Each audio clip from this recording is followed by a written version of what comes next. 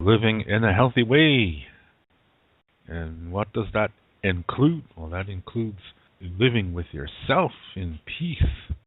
And you may disagree with yourself from time to time. I know that sounds funny, but you know when you're presented with the situation and your heart wants you to go one way and your mind wants you to go another way. That's what I mean. And a lot of people, they'll say, well, we got to do things with our hearts. We have to live our lives using our hearts. If you just use your heart, things may appear to be working for a while. But then you're going to see that it doesn't remain like that. And then you're going to try to compensate by saying, oh, it'll work out. Yeah, I just got to keep doing that. And then you're denying something. And that's going to lead to trouble. That's the way to codependency. If you just use your heart. And some people could even become victims of oppressive friendships, oppressive relationships, whether it's romantic or with family. You're always trying to please the other to keep the peace. You think that's what peace means. But that's not. It's not what peace means. That's the kind of thing that happens when you just follow your heart. And of course, when you just use your mind, you can get in trouble there too. Because you could end up hurting people and you didn't really intend to hurt them. So you have to use both. You have to find a balance between both. And that balance is going to be different with every situation because every situation is different. So how do you do that? Well, you live in a healthy way. Then you look at the situation, you examine the heck out of it. And then you see what can be done. And don't be surprised if there appears to be more than one solution. Because sometimes that happens too. So then you have to really weigh it out. Yeah, you really have to weigh it out and say, okay, if we go this way, we're going to lack this. But if we go that other way, we're going to lack this other thing. When something is like that, you still use both your mind and your heart together. And there might not be a correct way. You might just have to just do something and then see what happens and then make the best out of the results. Where we put unnecessary stress upon ourselves was when we say, what is the right thing to do? When you're given a situation, that same situation, might mean something different to two different people. So if I'm presented with a situation and one of my friends is also facing the same situation, what I choose to do may work for me, but if that person makes the same choice, it may not work for that person. Because we all have our own individual vision, our own path. And so what works for one may not work for the other, and vice versa. So you have to do what you think is right for you. There is no handbook. You write it for you. And so to do the best job that you can, that's going to require healthy living in a healthy way. That's how you find the balance. It's not going to always be the same.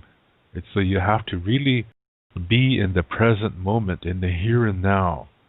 When you stay in the present moment, that requires coming to peace with your past so that you don't have any emotional attachments to difficulties from the past, because you settled it, you're at peace with it, it's done, it's over, you learned from it, you made the best out of it, you've received knowledge, wisdom, and that helps you to be in the present moment so that you see reality more clear than you could before.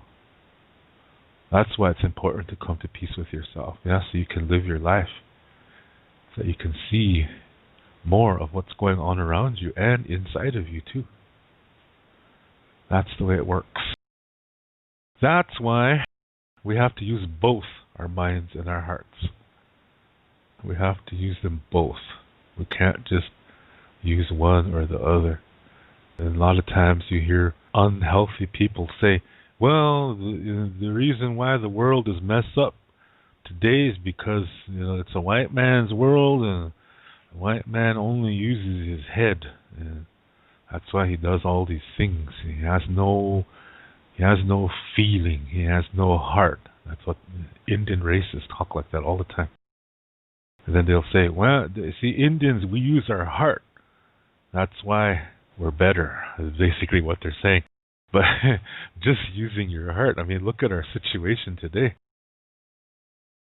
Reservations with 90% unemployment, with 10% controlling the wealth on the reservation. And those are the people who are tribal government workers or friends and relatives of tribal politicians.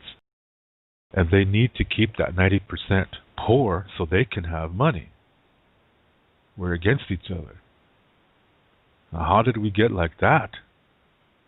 By using our hearts? You see what I mean? I mean, it's not that simple. There's all kinds of things at play here, but if you just use your heart, you're going to get in trouble.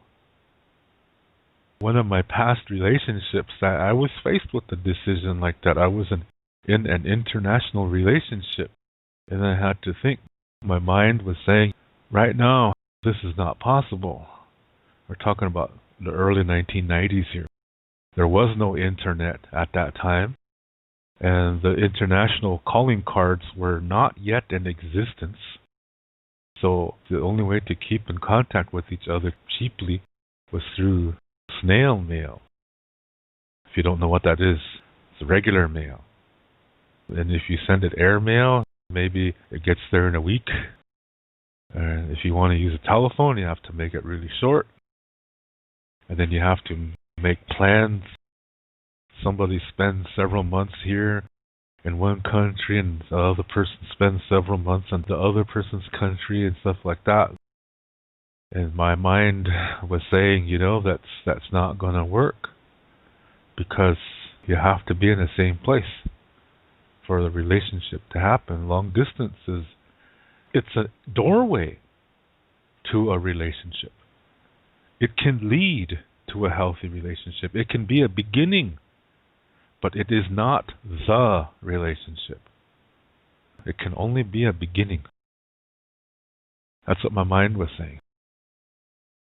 And then my heart was saying, but she's pretty.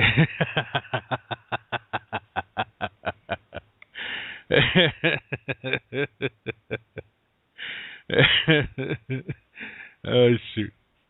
Eventually, that ended in a rugged way because I used my heart. Yeah, I only used my heart. And that one ended horribly. So I had to learn from that. I had to come to my senses and say, okay, come on, Dave. You got to use both your mind and your heart together. You have to use both. To read more about Lakota Star Knowledge spirituality, you can read my book called Wichocha Otechike. You can see the book cover on the right side of this screen. This book contains the information to what I talk about on my Lakota spirituality videos. To purchase this book, please click below where it says Show More. Clicking on that link will open up the description below, and there you will see a link called To Purchase My Books. As you will see, it's an eBay link.